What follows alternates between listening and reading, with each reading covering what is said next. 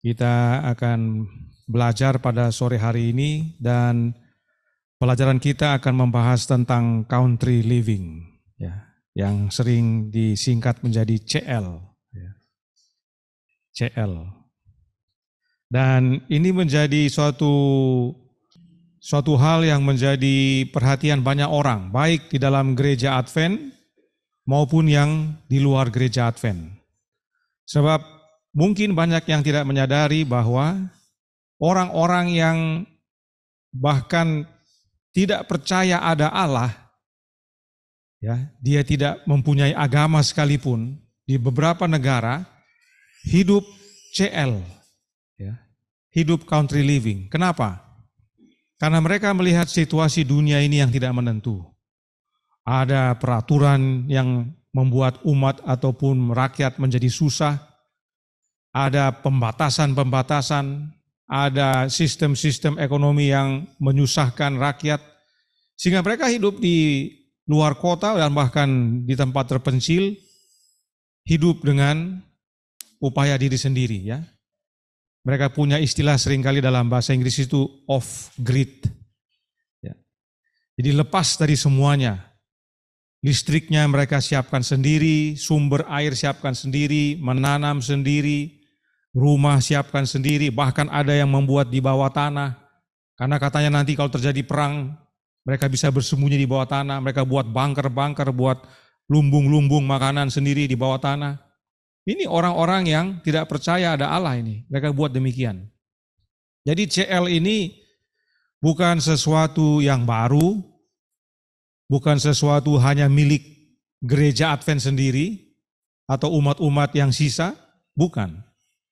Banyak orang yang sudah mulai hidup dengan cara ini karena merasa tantangan besar di dunia, ancaman-ancaman. Mereka ingin hidup lebih tenang.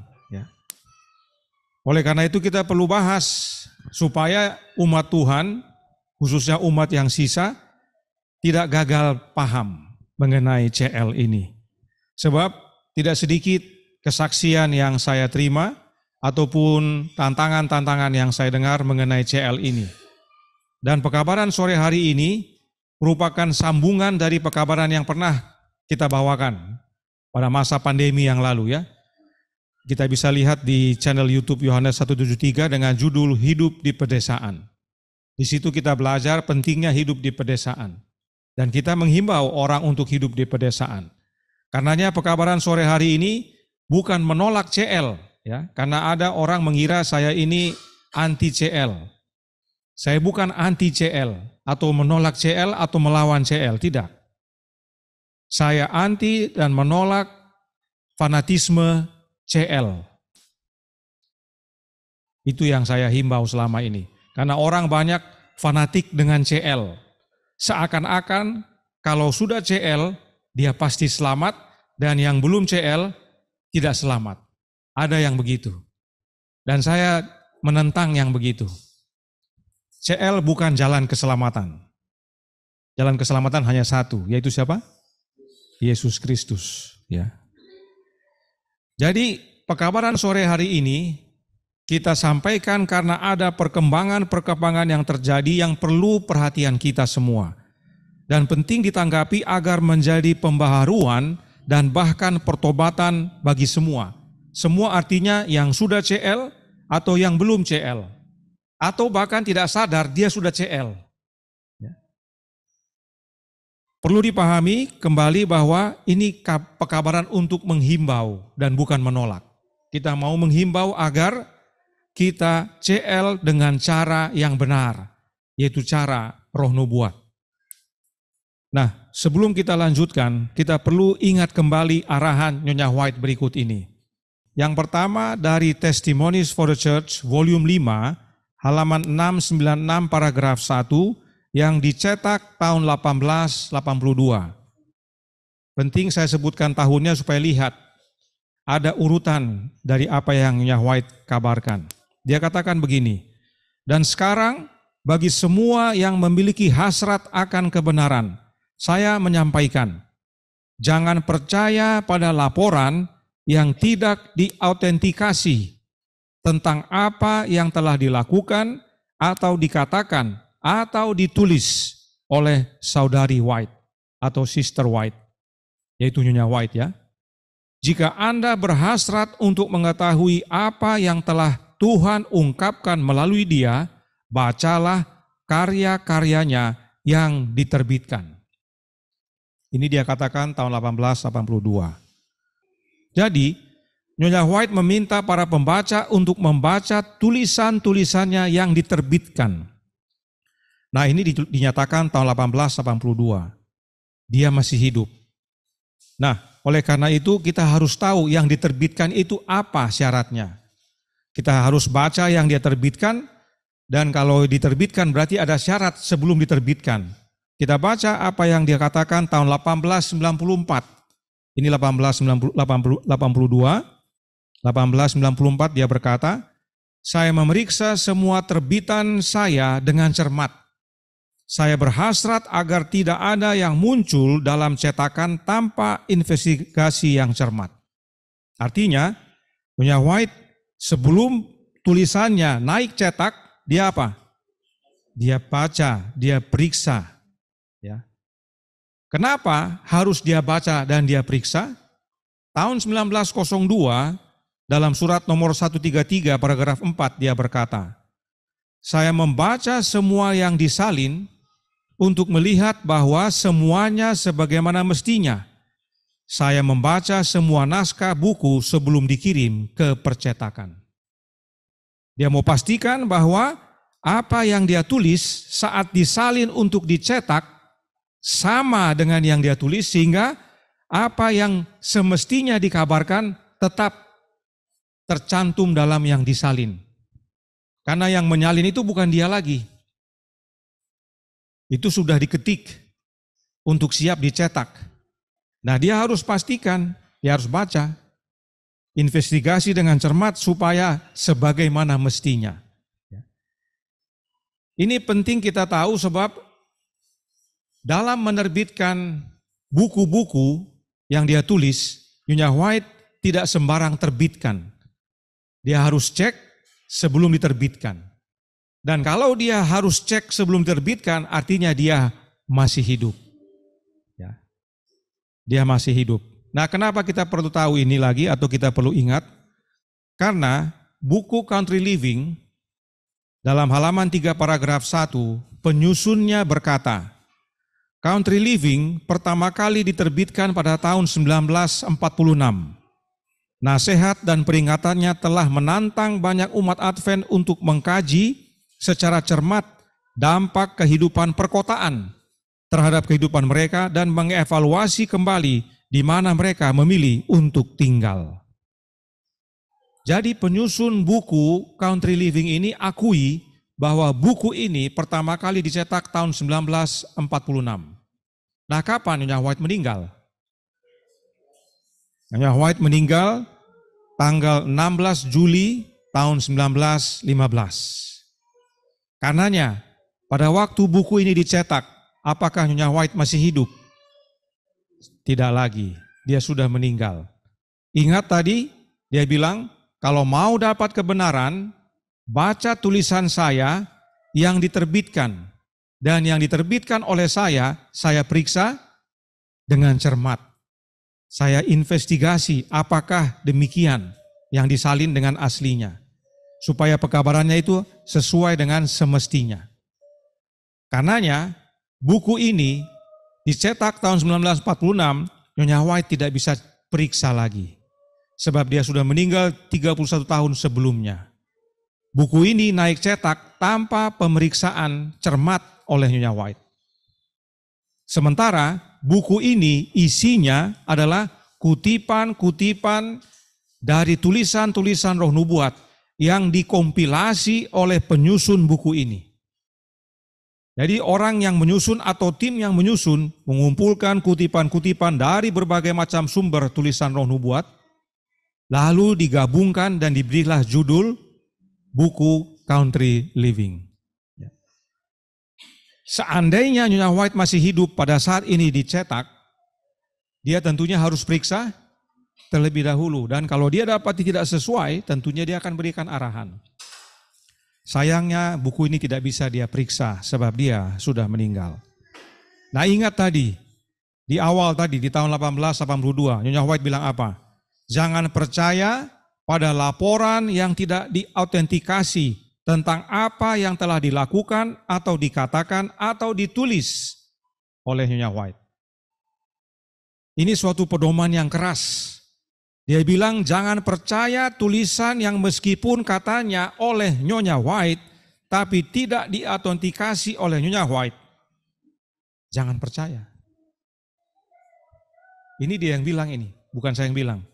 Artinya, buku Country Living tadi tidak bisa dipastikan asli dan benarnya berdasarkan apa yang Nyonya White maksudkan. Sebab diambil dari berbagai macam kutipan. Nah, karenanya, apakah buku Country Living dapat kita laporkan sebagai tulisan Nyonya White? Tidak bisa. Ya. Karena semua yang dicetak menggunakan nama Nyonya White harus dia periksa terlebih dahulu. Kita bisa bilang buku ini adalah buku kompilasi cuplikan-cuplikan tulisan Roh Nubuat yang mendukung Country Living, disusun oleh tim A atau saudara A. A itu boleh. Silahkan kalau mau bikin begitu. Itu pun kalau Nyonya White masih hidup, dia mesti cek juga karena menggunakan tulisannya dia. Sebab pengalaman yang terjadi terhadap John Harvey Kellogg serupa. John Harvey Kellogg mengajarkan tentang panteisme menggunakan tulisan Roh Nubuat. Nyonya White baca, dia tidak setuju. Dia salah mengaplikasikan tulisan saya. Kenapa kita harus pahami hal ini? Karena kalau disebut tulisan Roh Nubuat, Alkitab katakan apa?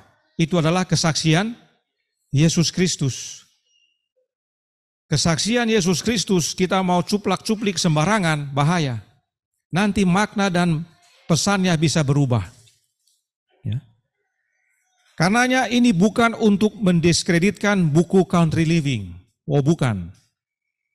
Saudara bisa baca buku ini dan ambil nasihat yang baik dari buku tersebut, khususnya untuk tinggal di pedesaan. Masih banyak pesan bagus dari buku itu. Tapi jangan sebut buku tersebut adalah tulisan Nyonya White. Sebab Nyonya White tidak bisa periksa buku tersebut sebelum naik cetak. Kembali, ada pesan-pesan baik dan benar dari buku Country Living. Tapi jangan katakan itu tulisan Roh Nubuat. Kenapa? Karena isi buku tersebut adalah cuplikan-cuplikan dari berbagai tulisan Roh Nubuat. Dan yang mengutip bukan Nyonya White, tetapi oleh orang lain. Penyusun baik tim atau pribadi. Bahkan kalau kita baca judul-judulnya di dalam, ada sub-sub judul, itu yang bikin bukan Nyonya White. Tetapi tim penyusun atau orang lain. Perhatikan nasihat dari tim penyusun buku Country Living. Jadi meskipun buku itu kita tidak bisa sebut tulisan Roh Nubuat, tetapi masih banyak pesan baik dari buku Country Living. Dan itu yang perlu kita pelajari dan bahkan kita perlu lihat konteksnya. Itu sebabnya panjang, sebab kita akan lihat konteks daripada kutipan itu. Apa sebenarnya yang Nyonya White maksudkan, sehingga saat kita menghidupkan kehidupan Country Living, jangan salah kaprah dan salah aplikasi. Lihat nasihat berikut ini dari buku Country Living oleh tim penyusun. Ini tim penyusun yang buat.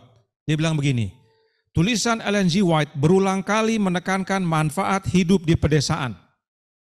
Kalau saudara baca tulisan Roh Nubuat, ada banyak pesan Nyonya White. Dia tidak buat buku khusus, tapi dalam pesan-pesannya, entah surat, entah manuskrip atau artikel, atau bab dalam sebuah buku, dia ada tekankan pentingnya untuk keluar dari kota dan hidup di pedesaan. Ada, tapi untuk buku secara khusus Country Living, Nyonya White tidak ada.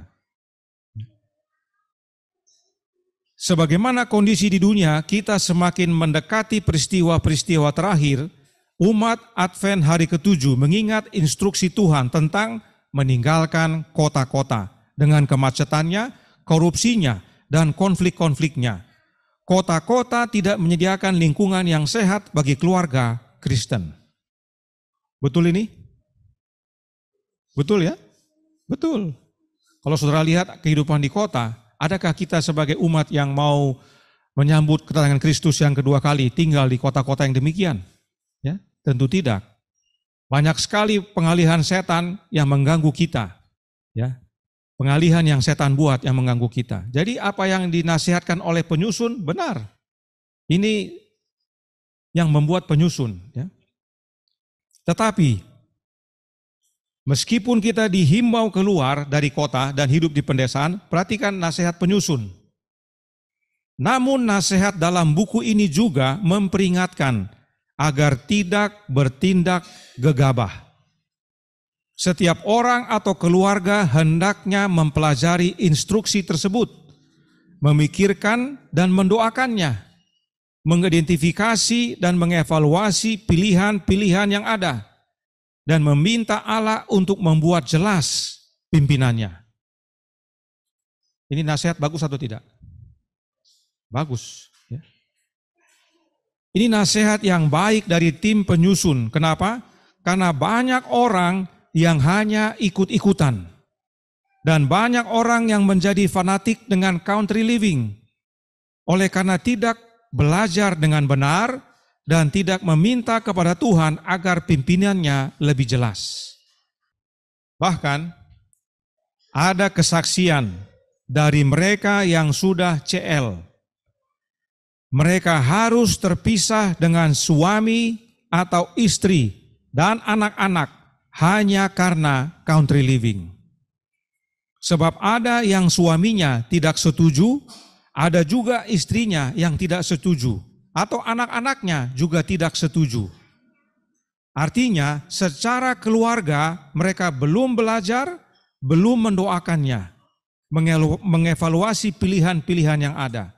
Padahal dinasihatkan dalam buku Country Living untuk setiap keluarga hendaknya pelajari, pikirkan, doakan, evaluasi pilihan-pilihan yang ada. Tapi umat Allah banyak yang bertindak gegabah karena semua sudah country living, teman-temannya country living dan dia diajak, semua ikut keluar country living. Karena tidak bersiap, tidak mendoakan, apa yang terjadi? Suami istri berpisah, orang tua dan anak berpisah. Kalau sudah demikian, jangan bilang itu pimpinan Tuhan. Kita berpisah dengan keluarga atau orang tua di dalam Alkitab, Yesus katakan hanya karena mengikut siapa? Mengikut Yesus. Barang siapa yang mengikut Yesus harus siap meninggalkan yang lain-lain, entah orang tua, entah keluarga, anak. Kalau kalian belum bisa tinggalkan mereka, demi aku, kalian tidak layak ikut saya, kata Yesus. Hanya itu dalam Alkitab. Tapi kalau gara-gara country living ada keluarga terpisah, itu bukan pimpinan Tuhan. Jangan sebut, tolong doakan saya. Karena pimpinan Tuhan saya sudah country living, tapi suami saya tidak mau ikut atau istri saya tidak mau ikut. Itu bukan pimpinan Tuhan. Lebih baik saudara kembali kepada keluarga, pelajari kembali, pikirkan, doakan, evaluasi pilihan yang ada. Minta Allah untuk buat jelas pimpinan bagi saudara. Ini berlaku juga bagi yang di media Zoom. Ya. Barang siapa di media Zoom yang mengalami tantangan suami istri terpisah, ini buat saudara. Dan saudara akan lihat sebagaimana kita belajar. Karenanya mari kita pelajari dan oleh karena waktu, saya tidak akan bahas seluruhnya. Bukan seluruh buku yang kita akan bahas. Kita sudah bahas seluruh buku di pekabaran sebelumnya. Tapi sekarang kita ambil poin-poin penting dan kita lihat konteksnya. Supaya kita aplikasikan CL nanti dengan baik dan benar. Bagian pertama ini disebut a loitering spirit. Ini terdapat dalam bab 1. Di dalam bab 1 ada beberapa subjudul. Ini salah satu subjudul dari bab 1. Apa artinya a loitering spirit? A loitering spirit adalah roh kemalasan. Mari kita baca paragrafnya yang terdapat dalam buku Country Living halaman 6 paragraf 6. Saya tidak bisa tidur lewat jam 2 pagi ini. Selama waktu malam saya berada dalam sebuah majelis. saya memohon kepada beberapa keluarga untuk memanfaatkan sarana yang telah ditetapkan Allah dan menjauh dari kota untuk menyelamatkan anak-anak mereka. Ada pula yang bermalas-malasan, tidak berusaha keras. Tulisan ini berhubungan dengan pengalaman Lot. Kalau kita baca dokumen aslinya, ini berbicara tentang Lot. Supaya kita mengambil pelajaran dari pengalaman tersebut dan tidak berlambat-lambat. Segera keluar dari kota. Apakah ini pesan yang baik dan penting? Sudah pasti. Melihat kondisi perkotaan, kita perlu segera keluar dari kota. Nah, apakah itu pesan Nyonya White saat dia sampaikan pekabaran dalam dokumen tersebut? Karenanya kita perlu pelajari apa yang dokumen atau tulisan aslinya nyatakan. Kalau hanya berhenti pada kutipan ini, kita akan berpikir sepertinya Nyonya White mengabarkan untuk kita segera keluar dari kota. Jangan berlambat-lambat seperti Lot. Terkesan demikian. Tetapi kalau kita baca tulisan aslinya, kita akan lihat ada yang berbeda. Tulisan aslinya terdapat dalam The Review and Herald tanggal 11 Desember tahun 1900 yang diberi judul An Important Letter from Sister Ellen G. White. Dan tulisan ini sebenarnya bukan aslinya. Aslinya terdapat dalam surat nomor 141 yang Nyonya White tujukan kepada saudara Magan dan saudara Sutherland. Bisa lihat, Country Living, buku Country Living mengutip dari artikel Review and Herald tanggal 11 Desember, dan ini sebenarnya dikutip dari surat nomor 141. Jadi kutip demi kutip tibalah di buku Country Living. Yang mana bisa memberikan salah pengertian bagi kita karena kita tidak tahu tulisan aslinya. Karenanya kita perlu lihat tulisan aslinya, yaitu surat nomor 141 tahun 1900. Mari kita baca beberapa kutipan agar kita melihat. Kita tidak bisa baca seluruhnya, kalau mau baca silahkan di waktu Anda nanti di rumah, tapi saya tampilkan pokok-pokok penting sehingga kita melihat konteksnya dari surat itu. Kenapa Nyonya White menulis surat kepada saudara Magan dan saudara Sutherland? Ya. Mari kita baca. Sekarang saya akan langsung ke pokok persoalan. Anda tidak mengerti saya. Ketika saya berbicara tentang sikap Anda yang mereda, saya merujuk pada kesan yang akan timbul pada orang lain jika Anda pada saat ini menutup sekolah di Battle Creek. Perhatikan ini ya, ada hubungan dengan sekolah. Jika perubahan ini dilakukan sekarang, jika sekolah di Battle Creek ditutup dan gedung-gedungnya dijual, hal itu akan membuat kesan bahwa Anda terdesak untuk membuat keputusan. Inilah sebabnya Nyonya White mengirim surat kepada saudara Magan dan Sutherland. Sebab mereka rencana menutup sekolah di Battle Creek dan bahkan hendak menjual gedung-gedungnya. Kenapa dijual? Nanti kita lihat. Oleh karena situasi ini, Nyonya White berikan solusi. Kita baca paragraf 6. Ini paragraf 5, langsung sesudahnya paragraf 6, Nyonya White tuliskan, milikilah iman di dalam Allah. Dia memberi saya ide untuk memberikan buku Christ Object Lessons guna membantu sekolah-sekolah. Dia sedang menguji umat dan lembaga-lembaganya dalam hal ini untuk melihat apakah mereka akan bekerja sama dan menjadi satu pikiran dalam penyangkalan diri dan pengorbanan diri. Lanjutkan pekerjaan ini tanpa gentar dalam nama Tuhan.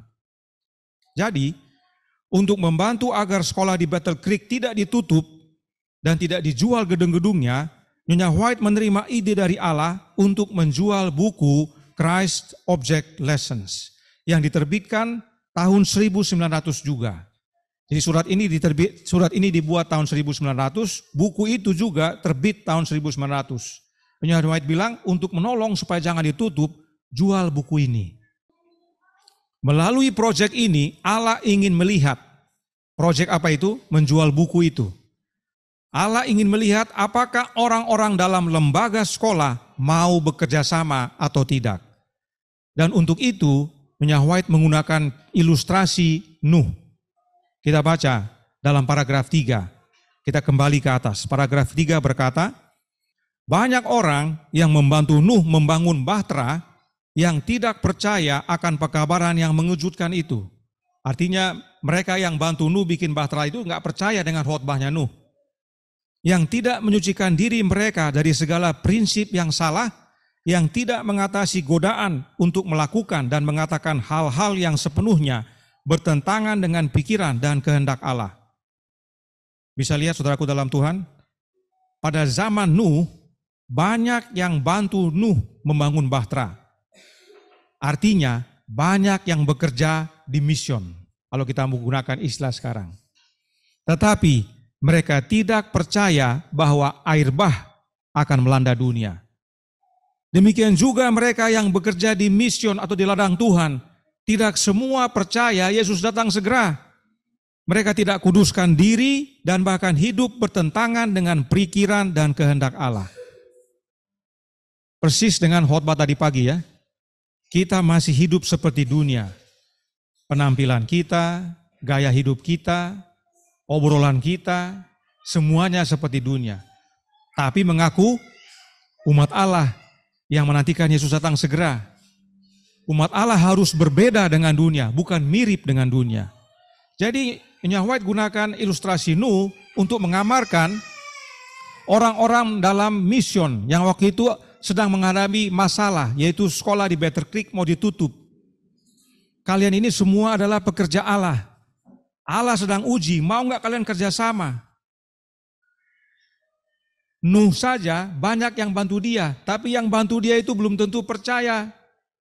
Jangan-jangan kalian sama seperti itu. Itulah maksud daripada Nyonya White menggunakan ilustrasi Nabi Nuh. Itu sebabnya ide menjual buku Christ Object Lesson menjadi alat uji. Apakah para pegawai mission itu mau bekerjasama untuk selamatkan sekolah Battle Creek yang adalah pekerjaan Tuhan atau tidak. Sebab Nyonya White berkata dalam paragraf 7, jika saat ini Anda menjual gedung sekolah, Anda akan menggagalkan tujuan Allah. Artinya boleh dijual atau tidak? Tidak boleh dijual sekolah itu. Ingat, ini surat sumber daripada kutipan dalam buku Country Living tadi.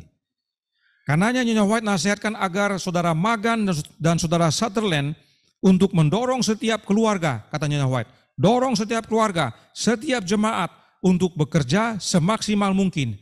Setiap orang kuduskan diri kepada Allah, buang ragi kejahatan dari dalam hatinya, dari dalam rumah, dari dalam jemaat. Biarlah setiap keluarga memanfaatkan kesempatan Tuhan ini sebaik-baiknya.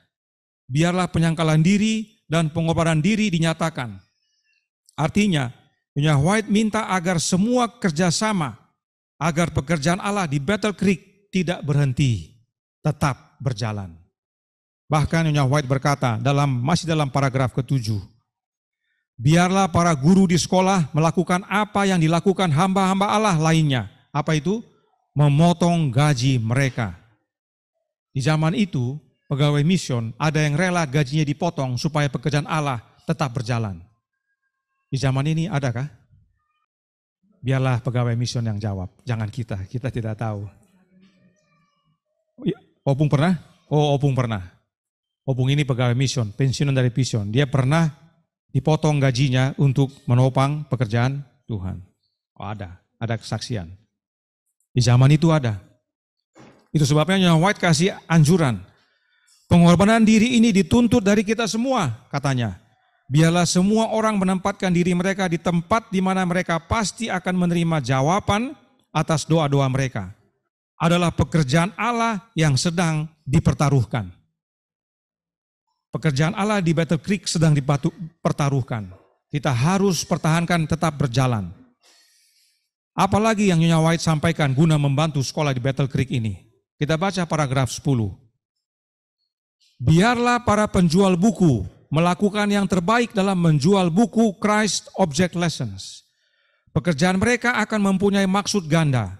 Mereka akan menempatkan di rumah-rumah orang-orang sebuah buku yang berisi terang yang paling berharga, benih yang ditaburkan untuk membawa kebenaran kepada jiwa-jiwa yang siap binasa. Dengan menerima benih ini ke dalam hati, mereka akan menyelamatkan jiwa mereka melalui keyakinan akan kebenaran. Pada saat yang sama, dana akan dikumpulkan untuk membantu sekolah-sekolah. Dengan demikian, kebaikan ganda akan tercapai dalam pekerjaan ini. Jadi tidak hanya pegawai sekolah atau pegawai mission, tidak hanya keluarga, tidak hanya jemaat, tapi juga penjual buku diminta tolong untuk jual buku itu supaya menopang pekerjaan Tuhan di Battle Creek.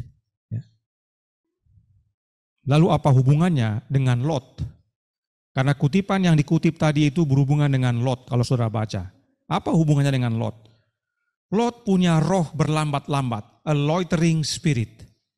Sampai-sampai dua malaikat harus menarik tangan Lot dan keluarganya. Lot punya roh berlambat-lambat yang terlalu besar. Jangan sampai ini menjadi seperti dia. Saya ulangi.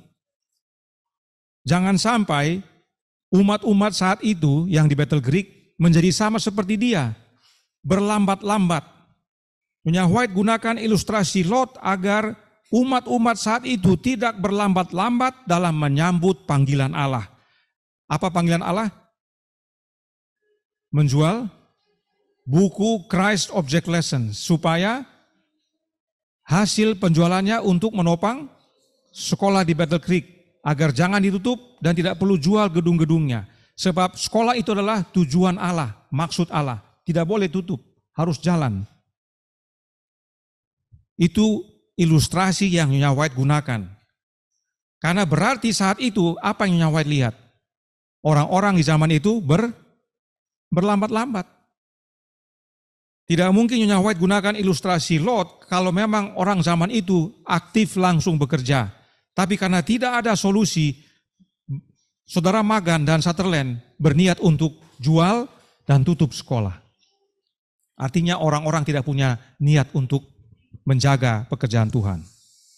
Perhatikan bagian akhir dari paragraf 14, dikatakan, mereka yang menuruti peringatan ini akan mendapat perlindungan. Biarlah setiap pria sadar akan dirinya sendiri dan berusaha menyelamatkan keluarganya. Biarlah dia mempersiapkan dirinya untuk pekerjaan itu.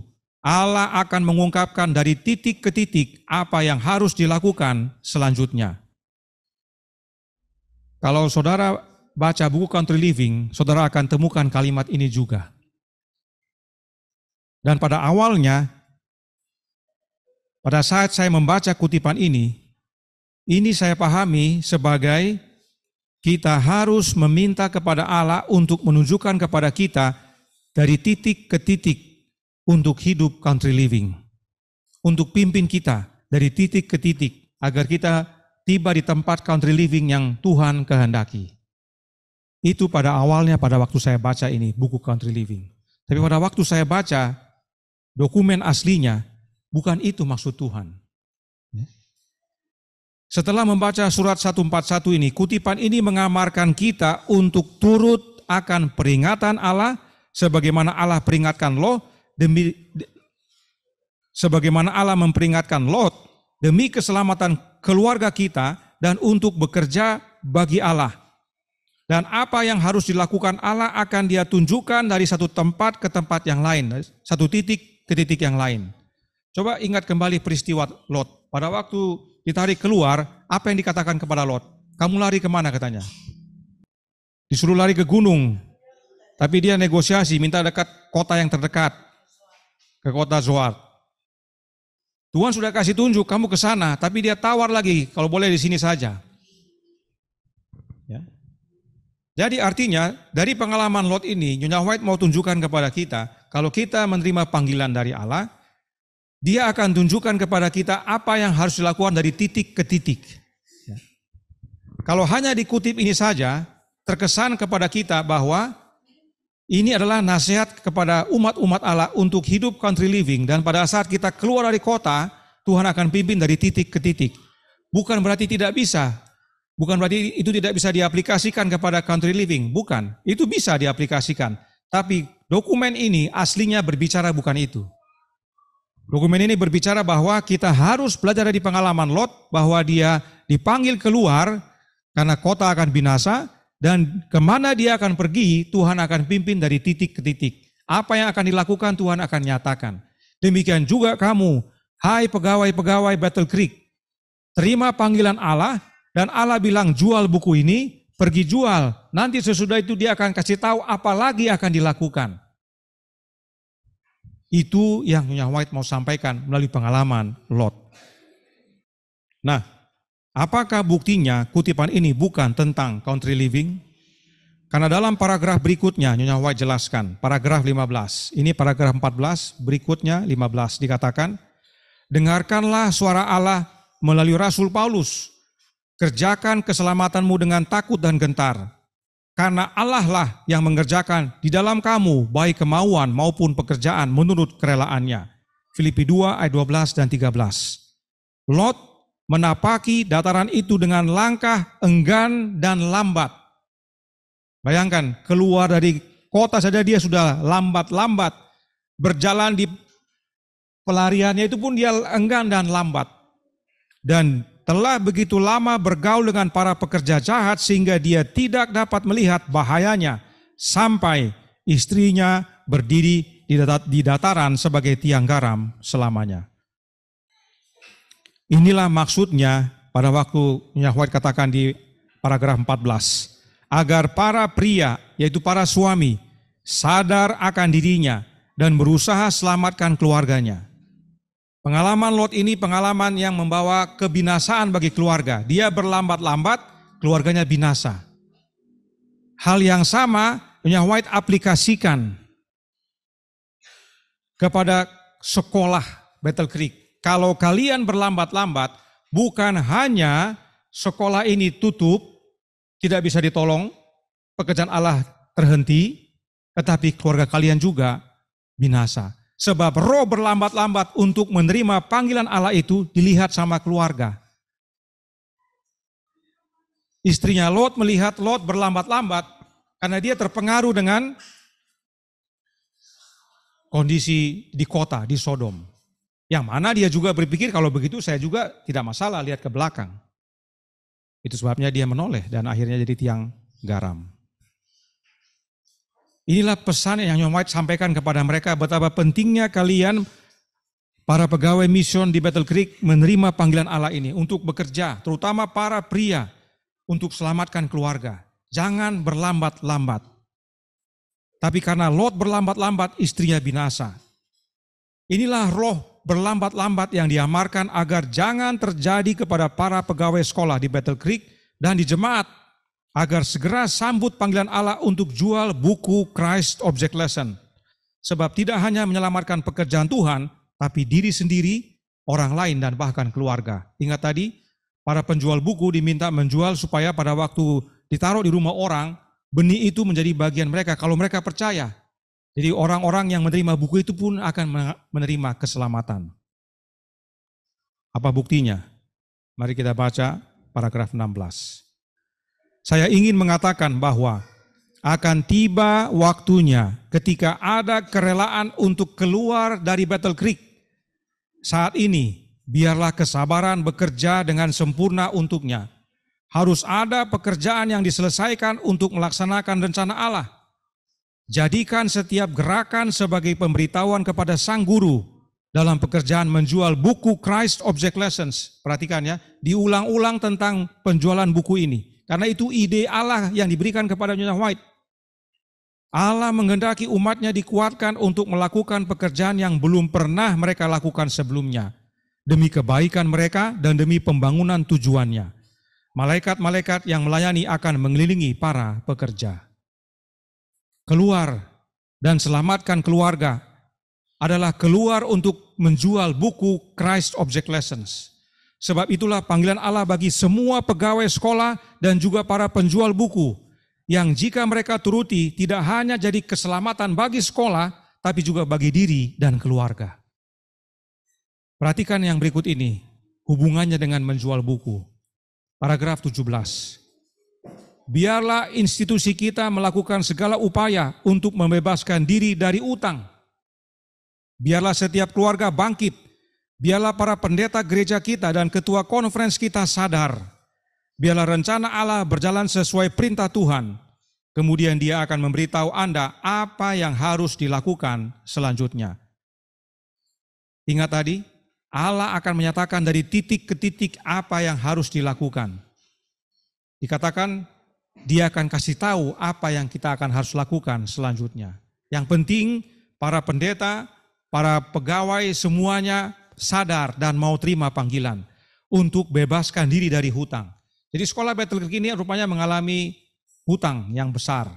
Dan karena hutang besar ini terancam ditutup karena mereka harus jual gedung-gedung untuk bayar hutang. Nyawa bilang, oh tunggu, ini pekerjaan Tuhan. Tuhan kasih sama saya ide, yaitu jual buku ini. Dan kalau sudah selesai, dia akan kasih tahu lagi apa yang harus kita lakukan. Kalaupun belum bisa menutupi hutang-hutang itu. Tapi intinya sekarang adalah terima panggilan. Jangan lambat-lambat. Langsung bergerak. Ya. Jadi inilah saudaraku dalam Tuhan. Kutipan dalam buku Country Living itu sebenarnya bukan pesan untuk country living. Tetapi dikutip untuk menjadi pesan dalam buku Country Living. Karena ada perkataan keluar dari kota. Sebagaimana Lot. Tapi konteksnya bukan itu. Bukan berarti kita tidak keluar dari kota. Kita keluar dari kota. Ya, kita dihimbau untuk keluar dari kota. Tapi dokumen itu yang mereka kutip bukan membahas country living. Tapi membahas tentang menyelamatkan sekolah. Nyonya White gunakan Lot sebagai ilustrasi agar jangan berlambat-lambat dalam menerima panggilan Allah. Sebab akibatnya bukan kepada diri, tapi kepada keluarga juga. Dan panggilan yang dimaksudkan dalam surat 141 ini adalah untuk bekerja sama, selamatkan sekolah, agar jangan ditutup, sebab dililit hutang. Yaitu dengan cara menjual buku Christ Object Lessons. Ini kita baru bahas satu subjudul dari bab 1. Kita lihat konteksnya baru satu hal ini. Itu sebabnya kita tidak bisa bahas seluruhnya. Saya hanya ambil poin-poin penting. Supaya saudara sekalian memahami, dalam membaca buku Country Living, jangan diterima seluruhnya sepenuhnya, karena itu bukan tulisan Nyonya White. Buku Country Living adalah kompilasi yang dibuat oleh tim penyusun, yang tidak bisa diperiksa oleh Nyonya White sebelum dinaik cetak. Kita harus cek sehingga kita dapat pelajaran yang jelas daripada buku itu. Jadi, meskipun buku ini mengabarkan tentang keluar dari kota ke desa, tapi kutipan yang tadi tidak bisa kita jadikan gunakan sebagai dasar. Karena dia bukan berbicara tentang country living. Tapi adakah yang berbicara tentang country living dari yang dikutip? Oh ada. Itu sebabnya kita pelajari satu persatu, tapi poin-poin tertentu saja, tidak bisa seluruhnya. Nah, yang berikut ini contohnya. Country Living halaman 9 paragraf 4 berkata, selaras dengan terang yang diberikan kepada saya mendesak orang-orang untuk keluar dari pusat-pusat populasi yang besar, artinya kota. Kejahatan di kota-kota kita semakin meningkat dan semakin jelas bahwa mereka yang tetap tinggal di kota-kota tersebut melakukan tindakan yang tidak perlu dan membahayakan keselamatan jiwa mereka. Kutipan ini diambil dari manuskrip 115 tahun 1907 paragraf 6. Nah, manuskrip 115 adalah khotbah Nyonya White yang disampaikan kepada banyak umat dalam kebaktian peresmian gedung rumah sakit baru yang disebut Saint Helena Sanitarium pada tanggal 20 Oktober 1907. Bahwa memang Nyonya White katakan dalam khotbahnya, rumah sakit dan sekolah-sekolah Advent harus dibangun di luar kota. Dan dalam pekabaran tersebut Nyonya White juga himbau agar para umat yang mendengar untuk keluar dari kota juga. Selanjutnya,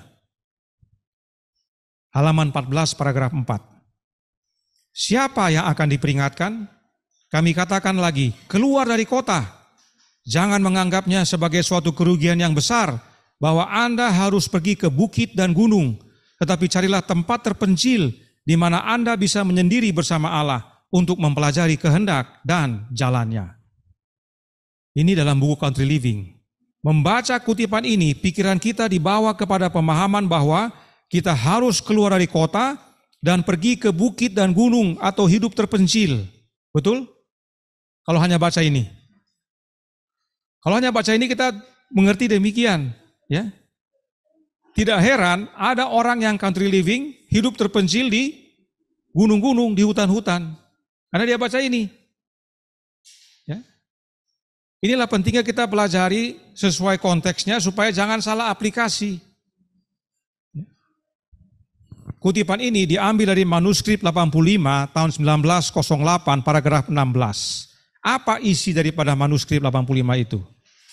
Isinya adalah tentang apakah kita membangun sekolah dekat dengan rumah sakit atau tidak. Ingat tadi rumah sakit Saint Helena yang dibangun di luar kota? Nah, ada rencana membangun sekolah dekat dengan rumah sakit itu. Apa tanggapan Nyonya White tentang rencana itu? Mari kita baca manuskrip 85 tahun 1908 paragraf 2. Pertanyaan yang diajukan adalah, apakah sebaiknya mendirikan perguruan tinggi kita begitu dekat dengan sanitarium Saint Helena? Baru-baru ini saya telah banyak menulis mengenai keuntungan dari mendirikan sekolah-sekolah kita yang dekat dengan lembaga-lembaga kesehatan kita, agar siswa-siswa yang lebih tua dapat memperoleh manfaat dari pengajaran yang terpadu dalam pekerjaan pelayanan dan perawatan orang sakit. Sekolah kita harus berada di dekat sanitarium, namun tidak terlalu dekat sehingga mengganggu pekerjaan mereka. Nyonya White setuju? Setuju. Ya. Dan bila sekolah dan rumah sakit berada di luar kota, maka tentunya para pegawai dan pekerja turut tinggal di luar kota. Mereka harus keluar dari kota dan tinggal dekat sekolah dan rumah sakit. Karenanya, Nyonya White katakan, jangan merasa dirugikan dengan kondisi tersebut. Sebab di luar kota, di tempat yang lebih tenang, kita dapat berhubungan dengan Allah. Nah, saudaraku dalam Tuhan, perlu kita pahami, ya, karena mungkin beberapa dari kita belum pernah ke Amerika. Ya, kami bersyukur Tuhan beri kesempatan untuk pergi pada waktu lalu. Amerika itu suatu daerah yang datarannya luas, ya, daerah yang datarnya luas. Kalau disebut gunung, itu umumnya cukup dekat dengan pemukiman. Kalau ada orang tinggal, contohnya seperti Gunung Kelabat, di bawahnya itu sudah banyak pemukiman, betul apa tidak? Ya, bahkan ada dekat dengan kampus, cukup dekatlah dengan kampus Universitas Kelabat. Tapi kalau di Amerika yang saya katakan gunung-gunung itu, ada dataran terus ada gunung. Jadi mereka kalaupun tinggal di desa, mereka bisa lihat gunung, tapi belum tentu dekat dengan gunung. Kalau kita mengendarai mobil, kebetulan saya pernah sewa mobil di sana dan mengendarai mobil selama 2 minggu. Saya tur dengan keluarga, nyetir sendiri. Itu jalannya itu lurus, kiri kanan itu datar, tapi di ujung-ujung sana kita bisa lihat gunung. Ya, jadi indah pemandangannya gunung-gunung. Nah, kalau kita tinggal di dataran itu, kan kita bisa lihat gunung jadinya. Bukan berarti kita tinggal di gunungnya, tapi kita dekat dengan gunung dari pandangan. Padahal daerah itu jauh dari kota. Nah, inilah yang Nyonya White maksudkan, karena di daerah Amerika itu demikian kondisinya. Banyak gunung tapi dari jauh, tapi kita bisa lihat dan merasakan ketenangan di daerah-daerah di luar kota. Ya. Di luar kota tempat lebih tenang dapat berhubungan dengan Allah. Itu yang Nyonya White maksudkan. Dia katakan jangan merasa rugi. Kalian harus tinggalkan rumah kalian karena sekolah dan rumah sakit dibangun di luar kota. Kalian sebagai pekerja-pekerjanya, ya ikut pindah. Tinggallah dekat-dekat sekolah dengan rumah sakit, supaya jangan merepotkan nanti waktu bekerja. Dan jangan anggap rugi, karena dengan kalian tinggal di situ, dekat dengan gunung dan pemandangan yang tenang ini, kalian bisa berhubungan dengan Allah lebih dekat. Karenanya, meski ada pesan untuk keluar dari kota, namun fokusnya adalah untuk membangun sekolah dekat rumah sakit. Yang kedua-duanya berada di luar kota. Di luar kota bukan berarti di bukit atau di gunung. Apa buktinya? Perhatikan dalam Country Living halaman 30 paragraf 3. Biarlah ditunjuk orang-orang yang mempunyai pertimbangan yang baik, bukan untuk mengumumkan niat, tetapi untuk mencari properti seperti itu di daerah pedesaan yang mempunyai akses mudah ke kota. Cocok untuk sekolah pelatihan kecil bagi para pekerja dan di mana fasilitas juga dapat disediakan untuk pengobatan jiwa-jiwa yang sakit dan lelah yang tidak mengetahui kebenaran. Ini bukti bahwa bukan berarti harus di gunung atau di bukit. Kita bisa hanya dekat saja, karena di daerah Amerika demikian kondisinya. Bukan harus di gunung, di bukit. Kenapa? Dikatakan, perhatikan ya.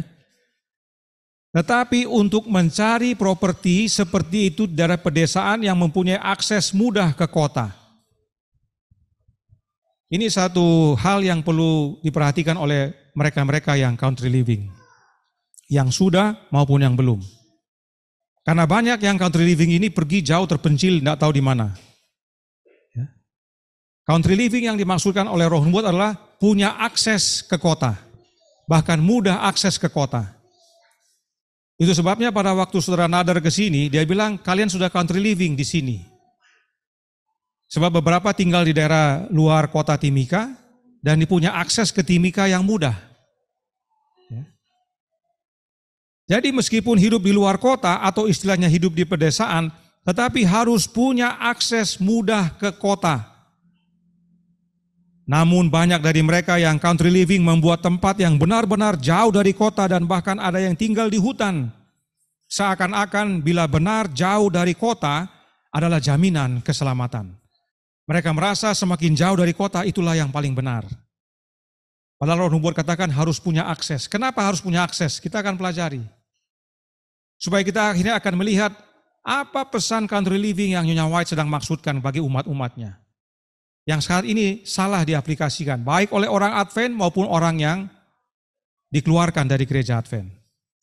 Mari kita baca artikel selengkapnya yang diberi judul Sekolah dan Rumah Sakit yang terdapat dalam surat nomor 168 tahun 1909. Supaya kita mengerti maksudnya. Apa maksudnya akses mudah ke kota? Paragraf 29 berkata, kita membutuhkan sanitarium dan sekolah di sekitar kota New York dan semakin lama penundaan dalam memastikan hal-hal tersebut, maka akan semakin sulit hal tersebut terjadi. Jadi, rencana membangun sekolah dan rumah sakit di sekitar atau dekat dengan kota New York. Artikel tersebut berkata mengenai hal itu. Jika berlambat-lambat, maka akan semakin sulit nantinya. Kemudian dalam paragraf 30, akan lebih baik jika kita menyediakan tempat sebagai rumah bagi para pekerja misi kita di luar kota. Sangatlah penting bahwa mereka memiliki keuntungan air murni, bebas dari segala kontaminasi. Oleh karena itu, seringkali ada baiknya mempertimbangkan keuntungan lokasi di antara perbukitan. Di antara perbukitan ya, bukan di bukit. Di antara perbukitan. Dan harus ada lahan di mana buah-buahan dan sayur-sayuran dapat ditanam untuk kepentingan para pekerja. Biarlah itu menjadi misi di tempat yang sesehat mungkin. Dan biarlah ada sanitarium kecil yang terhubung dengannya. Sebuah tempat di kota juga harus diamankan di mana perawatan sederhana dapat diberikan. Jadi saudaraku dalam Tuhan, oleh karena sekolah dan rumah sakit dibangun di luar kota, para pekerjanya juga lebih baik tinggal di luar kota, khususnya dekat dengan sekolah dan rumah sakit, agar memiliki lingkungan yang sehat, air, udara, hasil bumi. Tapi harus ada akses mudah ke kota, sebab di kota juga ada tempat yang harus dibuat untuk tempat perawatan sederhana. Dengan adanya akses mudah, maka yang di luar kota dan yang dalam kota dapat saling menopang. Artinya apa saudaraku dalam Tuhan? Bagi mereka yang hidup di desa, punya tugas ke kota. Dan nanti kita akan lihat lagi. Dan perlu diingat, sebagaimana kita baca semua konteks-konteksnya ini, yang Nyonya White sedang tekankan mengenai apa? Atau pesan apa yang paling utama, paling terlihat di sini? Mendirikan sanitarium dan sekolah-sekolah di luar kota. Iya, terima kasih Bang Sudung. Dari semua konteks yang kita baca, dari beberapa cuplikan subjudul dari buku itu, yang Nyonya White sedang tekankan adalah berhubungan dengan institusi. Pekerjaan Tuhan dalam organisasi, bahwa kita harus membangun sekolah di luar kota, membangun rumah sakit di luar kota. Oleh karena itu, kamu yang kerja di sekolah dan rumah sakit yang di luar kota ini, kamu juga harus keluar dari kota. Tinggal dekat tinggal dekat sekolah dan rumah sakit itu. Dan jangan anggap rugi tinggal di situ, karena kalian akan mempunyai suasana yang lebih sehat, lebih tenang, berhubungan dengan Allah di sana. Tapi jangan lupa punya akses mudah ke kota. Karena juga ada pelayanan di kota. Dari semua yang kita baca itu isinya. Dan itulah yang dicuplik-cuplik. Sehingga terkesan itu bukan tentang institusi, tapi terkesan untuk keluarga dan pribadi. Tidak masalah, kalaupun kita aplikasikan. Tetapi prinsipnya jangan lupa. Apa prinsipnya? Kita di luar kota, tapi masih berhubungan dengan kota. Kita bukan mengucilkan diri di gunung atau di hutan. Kita masih punya hubungan dengan kota. Dan kita akan lihat sebagaimana kita pelajari, kenapa harus punya akses mudah ke kota. Dalam paragraf 31, Nyonya White lanjutkan. Rumah seperti itu akan menjadi tempat peristirahatan yang menyenangkan bagi para pekerja kita. Yaitu rumah yang di luar kota tadi, yang dibangun dekat sekolah dengan rumah sakit. Di mana mereka menyingkir dari hiruk-pikuk kota. Jadi rumah-rumah itu juga bisa di tempat peristirahat kan orang-orang yang dari kota. Bila mana mereka menyingkir. Anjuran olahraga mendaki bukit seringkali memberikan manfaat besar bagi para pendeta, dokter, atau pekerja lain yang berada dalam bahaya karena tidak melakukan olahraga yang cukup. Di kota umumnya orang jarang olahraga. Dengan mereka keluar, hidup di luar kota, mereka masih mempunyai kesempatan untuk olahraga. Inilah pentingnya mempunyai akses mudah ke kota. Sehingga mereka yang di kota dapat menyingkir keluar kota dan memulihkan kondisi jasmani dan rohani mereka. Sebab tugas mereka adalah untuk menjangkau kota. Ini satu nasihat juga bagi saudara-saudara kita yang country living. Apa nasihatnya? Bagi yang country living ada baiknya juga menyiapkan kamar kah? Atau ruangan kah? Sehingga panggil saudara-saudara di kota, ngoni kalau rasa jenuh di kota, mari jo kemari, ambil waktu weekend 3 hari, istirahat di tempat orang sini. Ya. Itu salah satu penarikan untuk hidup country living. Jangan bilang, wah ngoni so country living, belum, aduh, cepat jo, Yesus mau datang ini. Ya. Bukan begitu kita mengajaknya. Mengajaknya seperti ini. Kita ajak yang dari kota untuk tinggal di tempat kita, untuk merasakan ketenangan dan kenikmatan berhubungan dengan Allah di alam. Habis itu mereka pulang ke kota, silahkan, nanti kapan-kapan datang lagi. Dengan sendirinya mereka akan terpanggil suatu waktu untuk pindah sepenuhnya. Ya. Perhatikan paragraf selanjutnya, paragraf 32. Biarlah rumah-rumah seperti itu disiapkan di lingkungan pinggiran beberapa kota dan upaya yang sungguh-sungguh dan penuh tekad dilakukan oleh orang-orang yang cakap untuk menyampaikan kabar peringatan di kota-kota ini yang harus disampaikan di seluruh dunia. Kita baru menyentuh beberapa kota saja. Tidak heran Nyonya White menyatakan meski dibangun di luar kota atau di pedesaan, tetapi harus punya akses mudah ke kota. Sebab rumah-rumah itu untuk tempat peristirahatan dan pemulihan jasmani dan rohani para hamba-hamba Tuhan agar mereka dapat bekerja menjangkau jiwa yang di dalam kota. Ini nasihat penting bagi yang sudah country living. Jika saudara sudah country living dan saudara hanya nongkrong di daerah saudara, berkebun dan berkebun, tidak menjangkau jiwa-jiwa yang di kota, saudara salah aplikasikan nasihat Roh Nubuat. Country living yang dimaksudkan bukan hanya untuk hidup terpencil dan diam saja, atau belajar-belajar Alkitab di rumah bersama teman-teman. Country living yang dimaksudkan adalah hidup di luar kota dan menjangkau yang di kota. Perhatikan dari country living halaman 31 ayat 1 atau paragraf 1. Berulang kali Tuhan telah memerintahkan kita agar kita mengerjakan kota-kota dari pusat-pusat pos yang di luar kota. Di kota-kota ini kita harus mempunyai rumah ibadah sebagai peringatan akan Allah, tetapi lembaga-lembaga untuk penerbitan literatur kita, untuk penyembuhan orang sakit, dan untuk pelatihan para pekerja harus didirikan di luar kota. Percetakan, rumah sakit, sekolah di luar kota, tapi gereja di kota. Karenanya kita harus punya akses mudah ke kota. Karena kita diminta mempunyai rumah ibadah di kota. Supaya orang kota diingatkan akan adanya Allah. Ingat, kita tinggal di dunia, tapi bukan dari dunia. Penting sekali bagi generasi muda kita untuk terlindung dari godaan kehidupan kota. Betul. Tetapi untuk mereka bekerja ke kota. Kutipan ini diambil dari buku yang judulnya panjang. Judulnya adalah Testimonies to the Church Regarding the Strengthening of Our Institutions and Training Centers yang diterbitkan tahun 1907. Kutipan ini diambil dari bab kedua yang judulnya Centers of Influence and Training atau Pusat Pengaruh dan Pelatihan. Pelatihan apa? Kita baca halaman 7 paragraf 1. Pekabaran malaikat yang ketiga harus diberitakan kepada setiap bangsa, suku, bahasa, dan kaum. Seluruh dunia harus diperingatkan. Masih banyak ladang baru yang harus dibuka. Ada banyak kota yang harus dikerjakan.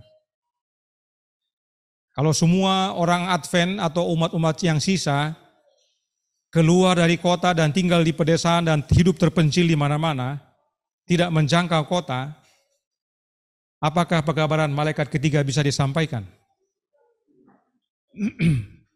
Ya. Karenanya ini nasihat bagi yang sudah country living. Saudara bukan untuk mengucilkan diri.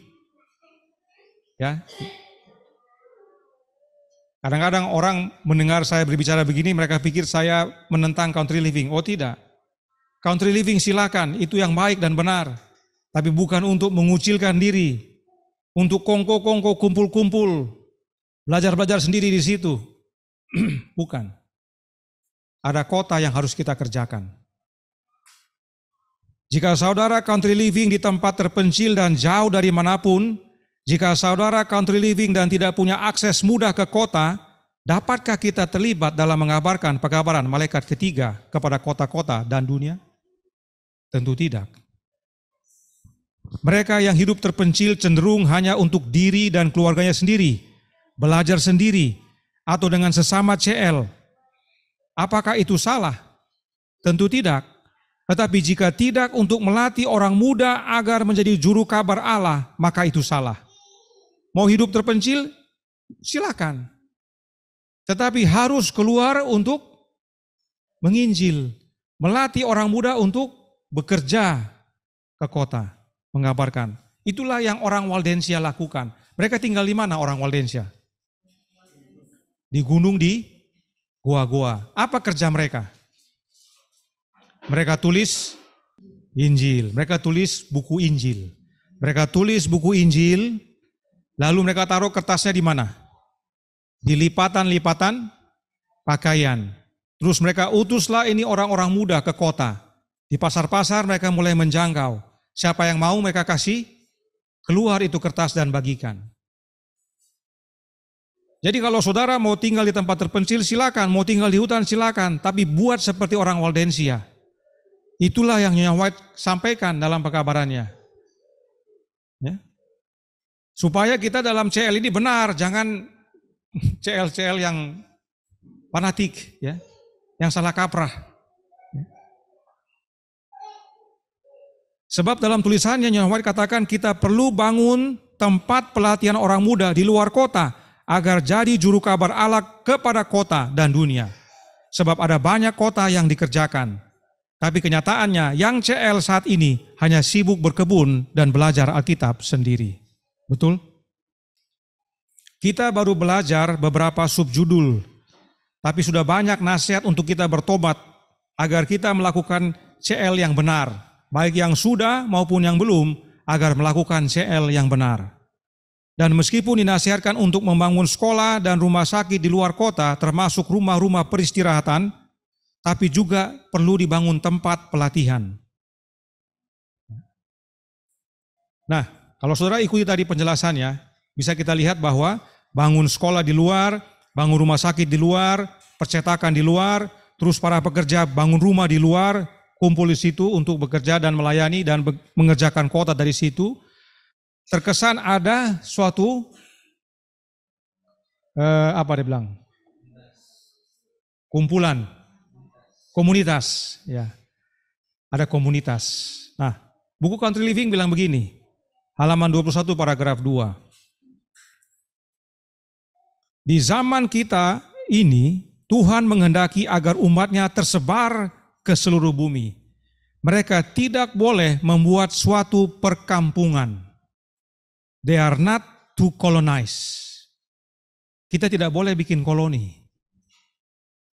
Yesus berkata, pergilah ke seluruh dunia, beritakanlah Injil kepada segala makhluk. Markus 16 ayat 15. Ketika murid-murid mengikuti kecenderungan mereka untuk tetap tinggal dalam jumlah besar di Yerusalem, penganiayaan diizinkan menimpa mereka dan mereka tersebar ke seluruh penjuru dunia.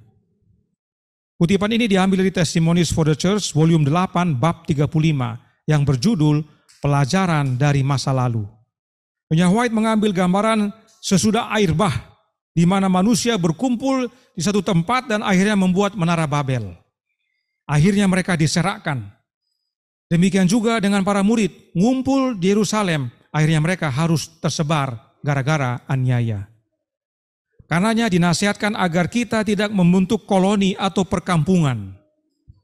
Saya tidak tahu yang country living di Indonesia ini ada nggak yang sudah jadi kayak kampung. Ya. Selama ini yang saya dengar-dengar, saya belum pernah lihat secara fisik. Terkesan bagi saya yang di Gunung Salak atau yang di sekitar-sekitar itu sudah seperti kampung, karena semua sudah di situ. Ya, mungkin yang di Zoom yang lebih tahu, koreksi saya kalau saya salah. Tapi saya dengar dari cerita-cerita orang, terkesan di daerah itu ngumpul mereka semua. Baik yang Trinitas maupun yang non-Trinitas, semua kumpul di situ. Berdekat-dekatan. Ya. Kita bukan mau bikin perkampungan. Ya. Contohnya apa? Battle Creek. Testimonies for the Church, volume 8, halaman 216, paragraf 1, Nyonya White bilang, apa yang bisa saya katakan kepada umat kita yang akan menuntun mereka mengikuti jalan yang bermanfaat bagi kebaikan mereka saat ini dan masa depan? Tidakkah orang-orang di Battle Creek akan mengindahkan terang yang diberikan Allah kepada mereka? Apakah mereka tidak akan menyangkal diri, mengangkat salib dan mengikut Yesus? Akankah mereka tidak mematuhi seruan pemimpin mereka untuk meninggalkan Battle Creek dan membangun penarikan di tempat lain? Tidakkah mereka akan pergi ke tempat-tempat gelap di bumi untuk menceritakan kisah kasih Kristus bergantung kepada Allah yang memberi mereka kesuksesan? Di Battle Creek itu ada rumah sakit, ada sekolah, ada percetakan. Tentunya semua yang bekerja berkumpul di situ. Dan telah menjadi suatu perkampungan Advent. Sebab makin banyak juga yang pindah ke sana. Kecenderungan orang Advent kalau melihat seperti begitu akan ikut pindah ke situ. Meskipun dia bukan karyawan sekolah, bukan karyawan rumah sakit, bukan karyawan percetakan. Tapi mungkin keluarganya di situ atau temannya di situ, banyak yang pindah ke situ. Akhirnya jadi satu perkampungan. Rupanya Tuhan nyatakan kepadanya White supaya jangan seperti itu. Kalian sebagian harus keluar, bikin perkampungan ataupun kelompok atau komunitas yang lain di tempat lain.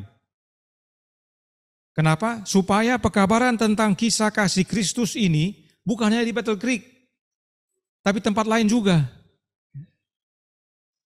Jadi kelompok, contohnya kelompok Serayu ini mau hidup country living di satu tempat. Kita punya di situ rumah sakit mungkin atau sekolah atau percetakan. Dan makin lama makin besar, kita harus apa? Menyebar. Beberapa harus pindah. Tidak bisa dengan makin besar kita makin rasa berhasil, makin rasa mantap. Tidak demikian. Jangan sampai seperti orang Yerusalem harus gara-gara aniaya baru keluar. Kita harus siap, oh kita sudah terlalu besar ini, mari pindah ke tempat yang lain. Yang lain tetap, yang lain pindah. Ya. Ini yang diamarkan. Jadi meskipun kita boleh berkumpul di satu tempat hidup bersama, tapi bukan berarti membentuk suatu perkampungan atau koloni. Karenanya kita harus bijak. Kita bukan untuk hidup menyendiri, sebab kita harus bekerja jangkau jiwa dan bahkan latih jiwa untuk menjangkau ke kota. Tapi kita juga bukan berarti bisa hidup bersama lalu kumpul menjadi satu perkampungan. Harus bijak, jangan sendiri, perlu teman, ya, perlu suatu komunitas, tapi jangan jadi kampung juga. Itu pentingnya kita banyak berdoa kepada Tuhan supaya Tuhan tunjukkan apa yang harus kita lakukan. Ini pentingnya kita pelajari kutipan-kutipan dari buku Country Living sesuai konteksnya, agar jangan salah aplikasi dan salah kaprah. Lalu ada yang berikut ini. Country Living halaman 19 paragraf 4. Orang-orang beriman yang sekarang tinggal di kota harus pindah ke pedesaan agar mereka dapat menyelamatkan anak-anak mereka dari kehancuran. Perhatian harus diberikan pada mendirikan industri di mana keluarga-keluarga ini dapat memperoleh pekerjaan. Mereka yang bertanggung jawab atas pekerjaan sekolah dan harus melihat apa yang dapat dilakukan oleh lembaga-lembaga tersebut untuk mendirikan industri-industri tersebut. Sehingga umat-umat kita yang ingin meninggalkan kota dapat memperoleh rumah sederhana tanpa mengeluarkan biaya yang besar dan juga bisa mendapatkan pekerjaan. Saudaraku dalam Tuhan, hidup country living bukan berarti tidak bekerja dan hanya berkebun.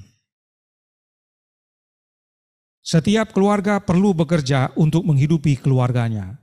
Banyak yang salah kaprah akan hal ini. Mereka merasa kalau sudah country living tidak perlu bekerja, hanya berkebun dan jual hasil kebun. Nyonya White tidak bilang begitu. Bahkan kalau perhatikan baik-baik, institusi-institusi itu harus buat industri supaya orang-orang yang country living bisa bekerja di industri itu. Saudara simpan dulu ini, ya. Nanti kita akan lihat gambaran besarnya. Dan bahkan melalui kutipan ini dinasihatkan untuk mendirikan industri agar sesama CL bisa menyediakan pekerjaan.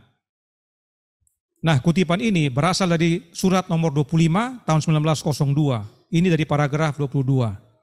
Di mana Nyonya White memberikan arahan tentang pekerjaan di ladang di sebelah selatan. Jadi ini ngomong pekerjaan Tuhan di daerah selatan Amerika. Dalam paragraf pertama, Nyonya White berkata, kondisi ladang di selatan tidak tergarap dan tandus, memerlukan pertimbangan serius kita. Suatu pekerjaan harus dilakukan di selatan yang bahkan belum pernah dilakukan. Disebutkan dalam surat itu, dalam paragraf 7 dan 8. Sekolah-sekolah harus didirikan jauh dari kota, di tempat di mana lahan yang besar bisa diperoleh. Restoran higienis dan sanitarium kecil akan didirikan di berbagai tempat. Jangan heran saudaraku dalam Tuhan kalau Nyonya White sering bilang mengenai restoran beberapa kali dalam buku Country Living. Karena melalui membuka rumah makan, kita menginjil dari segi kesehatan, kita menginjil dari segi pekabaran malaikat ketiga. Kembali berulang-ulang himbauan untuk mendirikan sekolah, rumah sakit, dan bahkan restoran. Kenapa? Karena itulah tempat pengaruh, itulah tempat pelatihan misionaris untuk kabarkan kebenaran. Lihat dalam paragraf 16 dari surat nomor 25 ini. Pekerjaan kita adalah mempersiapkan umat untuk kedatangan Tuhan yang segera. Kita harus berada di dunia, namun bukan bagian dari dunia. Mari kita pertimbangkan pekerjaan yang ada di depan kita. Kita adalah pekerja bersama Allah. Kita harus mempersiapkan jalan Tuhan. Marilah kita mengikatkan diri kita pada pekerjaan sucinya. Kita tidak punya waktu untuk terbuang percuma. Kita harus menyediakan fasilitas untuk penyelesaian pekerjaan misionaris yang Tuhan katakan harus dilakukan. Kita harus mengajar tua dan muda, laki-laki dan perempuan untuk menimbun harta di samping tahta Allah. Jika saudara baca buku Country Living, Nyonya White juga bilang kepada yang hidup country living untuk bangun sekolah. Satu nasihat lagi bagi yang country living. Kalau saudara sungguh-sungguh country living, saudara harus bangun sekolah. Untuk siapa? Untuk anak-anak yang country living. Supaya mereka dapat dididik bukan hanya ilmu pengetahuan, tapi menjadi juru kabar Allah. Pelatihan misionaris.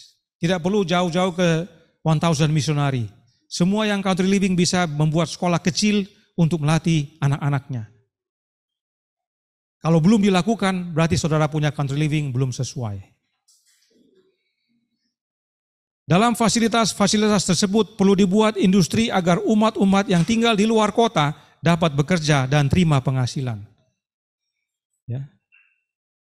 Ada orang yang bergumul dengan country living. Karena mereka tinggalkan pekerjaan, lalu tabungannya makin lama makin habis, tidak ada uang masuk, mereka bergumul, aduh bagaimana ini? Hidup country living tapi sepertinya susah sekali. Sampai-sampai diledek sama temannya, masih bergantung sama uang ya. Sepertinya punya uang itu salah. Padahal di sini dikatakan kita harus buka industri supaya saudara-saudara kita yang tinggal di desa bisa bekerja dan punya penghasilan. Hidup country living dan bekerja tidak salah. Roh nubuat ada bilang. Country living itu bukan berhenti dari kerja dan tidak punya penghasilan sama sekali. Hanya hidup berkebun dan belajar Alkitab. Dia lihat awan kapan Tuhan datang. Bukan itu. Ya. Kita akan lihat pada bagian akhir tahap-tahapnya. Apa pekerjaan atau industri yang dianjurkan? Nyonya White anjurkan untuk buka industri pertukangan, industri pandai besi, industri pertanian, industri boga sari, apa namanya itu? Tata boga, industri boga sari. Ya. Industri tata boga, artinya kita ada buka bakery, buka rumah makan, ya. Industri-industri ini perlu dibuka untuk memberikan pekerjaan bagi yang country living. Jadi yang country living, yang dimanapun itu berada, entah di Jawa atau di Manado, di Sumatera, ada baiknya membuka industri supaya saudara-saudara yang belum bekerja bisa bekerja. Ada penghasilan. Makanya kalau buat country living, bukan gegabah atau terburu-buru. Semua country living, semua pergi country living. Harus dipikirkan, dipelajari, dipersiapkan, didoakan. Kalau kita memahami tadi poin-poinnya, kita tinggal di luar kota, kita harus bekerja untuk kota.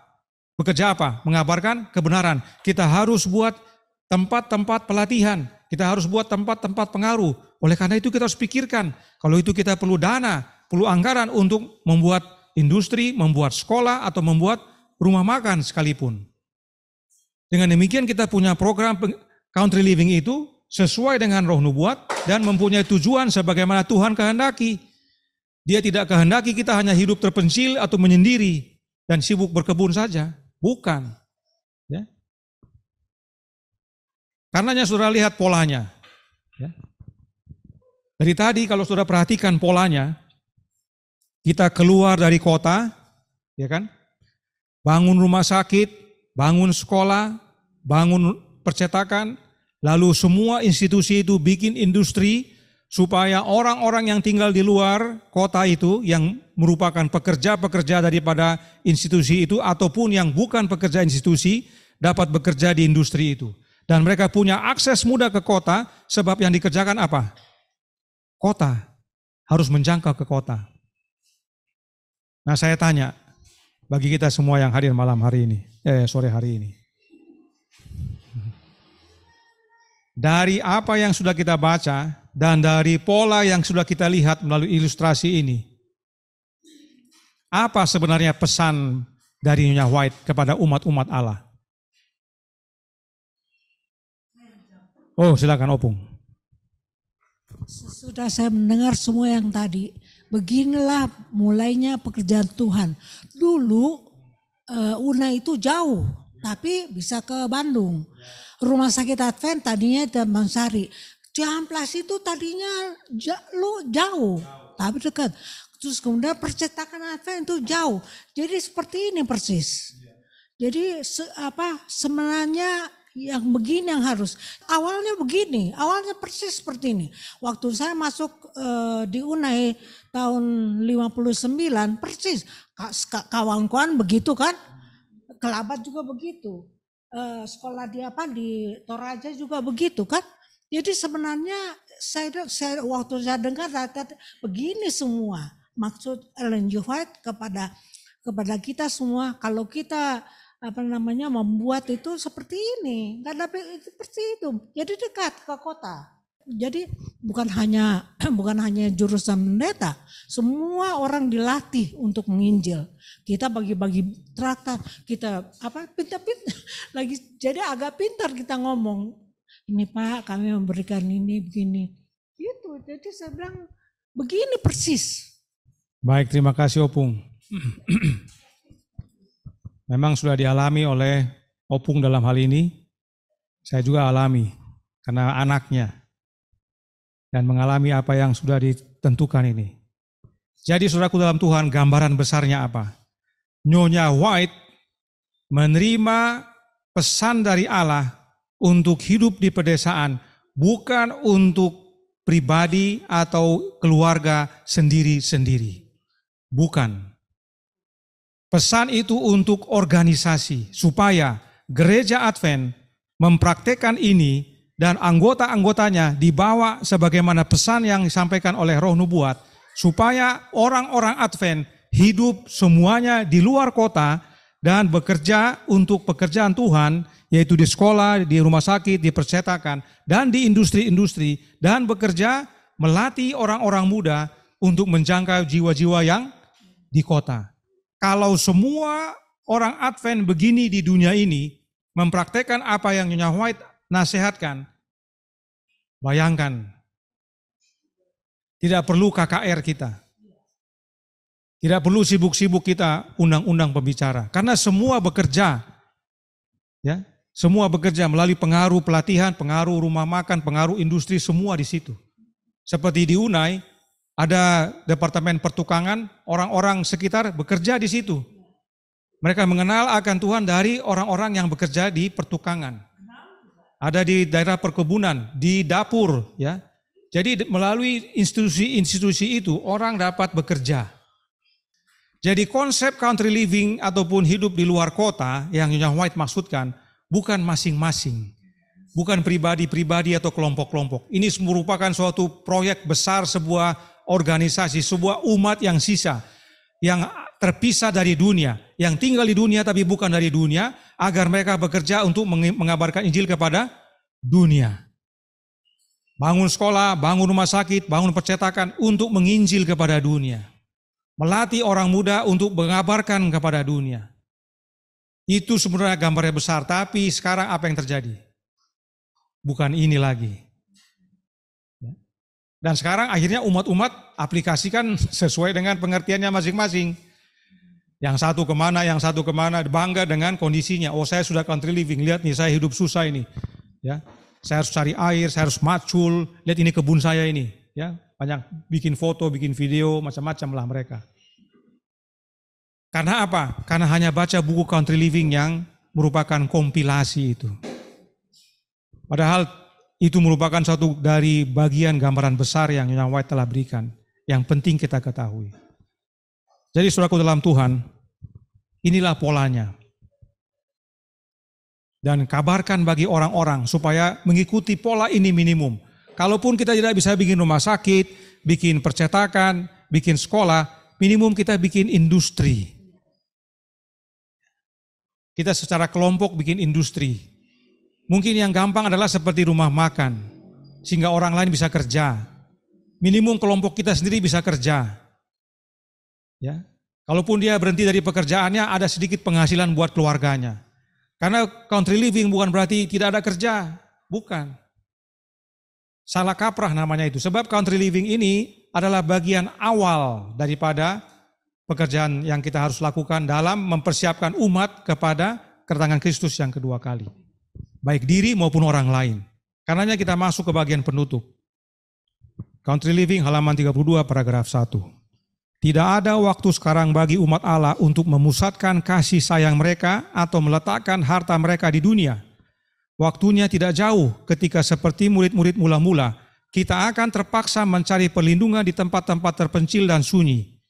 Karena pengepungan Yerusalem oleh pasukan Romawi adalah sinyal untuk lari bagi orang-orang Kristen Yudea, maka penerimaan kekuasaan di pihak bangsa kita dalam dekrit yang memberlakukan sabat kepausan akan menjadi peringatan bagi kita. Sampai di sini saya mau berhenti dulu. Pada waktu Yesus berkata kepada orang-orang di Yerusalem, begitu kamu melihat tanda ini, kamu harus lari keluar. Jangan lagi di Yerusalem. Dan mereka yang menurut selamat, yang tidak menurut binasa. Tandanya apa bagi kita? Tandanya apa bagi kita? Dalam dekret yang memberlakukan Sabat Kepausan. Untuk sekarang. Ya. Akan menjadi peringatan bagi kita. Ini akan menjadi waktu untuk meninggalkan kota-kota besar, persiapan untuk meninggalkan kota yang lebih kecil, ke rumah-rumah peristirahatan di tempat-tempat kecil, terpencil di antara pegunungan. Dan sekarang gantinya mencari tempat tinggal yang mahal di sini, kita harus bersiap untuk pindah ke negeri yang lebih baik, bahkan yang surgawi. Gantinya membelanjakan uang kita untuk kepuasan diri, kita seharusnya belajar untuk menghemat. Sebab kita perlu waktu untuk keluar. Apakah ini country living? Ini sudah bukan country living. Karenanya perlu kita pahami tahap-tahapnya. Tahap pertama, kalau disebut Sabat Kepausan itu artinya apa? Undang-undang hari Minggu. Ya, jadi pada waktu undang-undang hari Minggu dinyatakan, yang dari kota, yang dari desa, keluar semua. Bukan hanya dari kota. Country living hanya dari kota.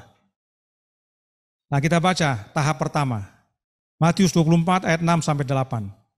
Kamu akan mendengar deru perang atau kabar-kabar tentang perang. Namun berawas-awaslah, jangan kamu gelisah, sebab semuanya itu harus terjadi, tetapi itu belum kesudahannya. Sebab bangsa akan melawan bangsa, sebab bangsa akan bangkit melawan bangsa, dan kerajaan melawan kerajaan. Akan ada kelaparan dan gempa bumi di berbagai tempat. Akan tetapi semuanya itu barulah permulaan penderitaan menjelang zaman baru. Roh Nubuat mengatakan dalam Country Living halaman 31 paragraf 4. Keluar dari kota, keluar dari kota. Ini adalah pesan yang diberikan Tuhan kepada saya. Gempa bumi akan datang, banjir akan datang, dan kita tidak boleh membangun diri kita di kota-kota yang jahat, di mana musuh dilayani dalam segala hal, dan di mana Allah begitu sering dilupakan. Tuhan ingin agar kita memiliki pandangan rohani yang jelas. Kita harus cepat memahami bahaya yang akan menghadang pembentukan institusi di kota-kota jahat ini. Kita harus membuat rencana bijak untuk memperingatkan kota-kota, dan pada saat yang sama tinggal di mana kita dapat melindungi anak-anak kita dan diri kita sendiri dari pengaruh yang mencemari dan melemahkan yang begitu lazim di tempat-tempat ini. Artinya apa? Tahap pertama, bila mana Matius 24 ayat 6 dan 8 sampai 8 terjadi, kita harus keluar dari kota. Pertanyaannya, Matius 24 ayat 6 sampai 8 belum terjadi atau sudah terjadi? Sudah terjadi dan bahkan sementara terjadi. Berarti artinya apa? Kita harus keluar dari kota. Inilah yang namanya country living. Kita keluar dari kota, hidup di pedesaan, agar kita melindungi anak kita, keluarga kita, bekerja untuk membangun sekolah, untuk membangun rumah sakit, dan menjangkau mereka yang di kota. Karena waktunya belum tertutup, pintu kasihan belum ditutup. Kita masih mengabarkan ke kota, tapi jangan di kota lagi, karena sudah muncul ini. Kita harus keluar. Tapi masih dekat sama kota, masih punya akses mudah ke kota, agar kita jangkau yang di kota. Tahap kedua, Matius 24 ayat 16. Maka orang-orang yang di Yudea haruslah melarikan diri ke pegunungan. Country Living halaman 20 paragraf 3 berkata, pendukung hari Minggu memperkuat dirinya dalam pernyataan-pernyataannya yang salah, dan ini akan berarti penindasan bagi mereka yang bertekad untuk memelihara Sabat Tuhan. Jadi mereka yang memelihara hari Minggu akan menindas mereka yang memelihara hari Sabat hari ke-7. Country Living halaman 32 paragraf 1. Karena pengepungan Yerusalem oleh pasukan Romawi adalah sinyal untuk lari bagi orang-orang Kristen Yudea, maka penerimaan kekuasaan di pihak bangsa kita dalam dekret yang memberlakukan Sabat Kepausan akan menjadi peringatan bagi kita. Jadi tahap pertama, keluar dari kota, hidup di desa. Kita bekerja, kita bikin sekolah, bikin rumah sakit, bikin percetakan, latih orang muda, dan kita kabarkan kepada kota. Kita utus orang bangun gereja di kota. Kita kabarkan mengenai pekabaran malaikat ketiga atau pekabaran 3 malaikat. Semuanya kita kabarkan. Karena pintu kasihan belum ditutup. Tetapi begitu undang-undang hari Minggu dinyatakan, itu peringatan bagi kita layaknya di Yerusalem. Untuk apa? Keluar. Yang di kota, yang di desa, dua-dua keluar. Tinggalkan. Pergi ke tempat yang terpencil. Tahap yang kedua ini, yaitu waktu undang-undang hari Minggu diberlakukan, tidak hanya yang di kota kecil atau di pedesaan juga keluar. Kita pindah ke tempat terpencil dan tersendiri, sunyi, dekat atau di antara gunung. Tidak ada toko, tidak ada pekerjaan. Kita harus mulai jual yang di kota, mulai cari tempat di tempat terpencil, lalu mulai menanam di sana, karena butuh waktu untuk tanaman bertumbuh. Jadi pada waktu dikatakan kita perlu cepat menanam karena proses bertumbuh itu perlu waktu, itu bukan pada masa country living. Karena pada masa country living ini masih cukup panjang.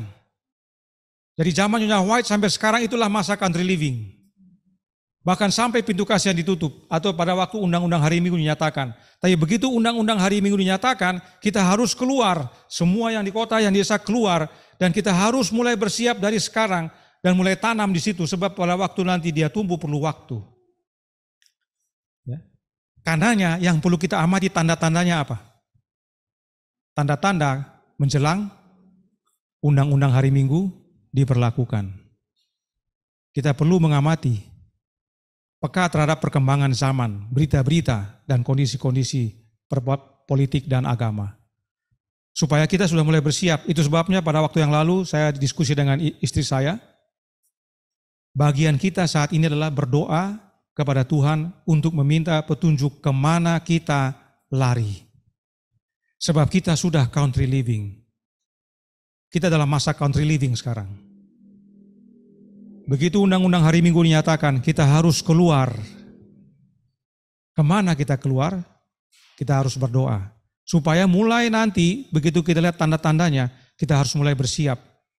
Entah membuat lahan kecil, menanam, supaya pada waktu kita lari ke sana, sudah tersedia makanan buat kita. Sebab apa? Pada masa itu, seperti zaman Nuh, orang masih kawin-mawin, pesta pora, dan sebagainya. Seperti tidak ada apa-apa. Seperti tidak ada terjadi apa-apa. Tapi pada waktu kita lihat undang-undang hari Minggu, kita sudah tahu. Ini waktunya kita harus keluar. Ya. Jadi waktu dikatakan virus corona atau pandemi untuk keluar, bukan. Ya. Banyak orang mengaplikasikan virus corona atau pandemi sebagai tanda keluar dari Yerusalem. Tidak demikian. Undang-undang hari Minggu itu tandanya untuk kita keluar. Jadi kita harus hati-hati. Berjaga dan bersedia. Nah, tahap ketiga, Matius 24 ayat 16. Maka orang-orang yang di Yudea haruslah melarikan diri ke pegunungan. Jadi keluar, ya, tadi kan keluar dari kota, terus lari ke pegunungan. Tahap pertama, country living. Tahap kedua, pada waktu undang-undang hari Minggu dinyatakan, kita keluar ke tempat terpencil. Nah, tahap ketiga, kemenangan akhir, halaman 513 paragraf 2. Pada waktu pekerjaan pengadilan pemeriksaan berakhir, yaitu pintu kasihan ditutup, maka nasib semua orang pun akan ditentukan kepada kehidupan atau kematian. Masa percobaan atau pintu kasihan ditutup tidak lama sebelum Tuhan tampak di awan-awan di langit. Jadi pada masa kita keluar dari kota dengan desa ke tempat terpencil, kita masih punya waktu. Tapi akan tiba masanya kita akan dikejar. Dan pada waktu itu kita harus lari ke gunung. Dan pada waktu itu kita harus tinggalkan kebun kita yang kita tanami itu. Kita harus tinggalkan semua. Mungkin masih bisa bawa HP, kita harus tinggalkan. Tidak akan berfungsi lagi itu. Ya. Harus tinggalkan semua fasilitas-fasilitas dunia. Gadget-gadget tinggalkan. Mungkin pada waktu kita lari, pada waktu undang-undang hari Minggu diumumkan masih kita bawa-bawa. Mungkin masih dapat signal. Tapi pada waktu kita lari ke gunung, tidak ada gunanya dibawa. Harus tinggalkan. Lalu bagaimana kita hidup? Kita hidup seperti Elia. Yesaya 33 ayat 16. Dialah seperti orang yang tinggal aman di tempat-tempat tinggi. Bentengnya adalah kubu di atas bukit batu. Rotinya disediakan, air minumnya terjamin. Pada masa kita lari ke pegunungan itulah kita akan rasakan ini. Tuhan akan sediakan makanan kita. Tapi dalam masa country living kita harus berusaha tanam. Pada masa kita keluar dari kota dan desa, karena undang-undang hari Minggu, kita masih menanam. Ada masa kita masih nikmati itu. Tapi begitu kita harus lari karena dikejar, kita harus tinggalkan semua. Tuhan sediakan kebutuhan kita. Allah pelihara, Allah sediakan. Tidak perlu khawatir. Kutipan penutup.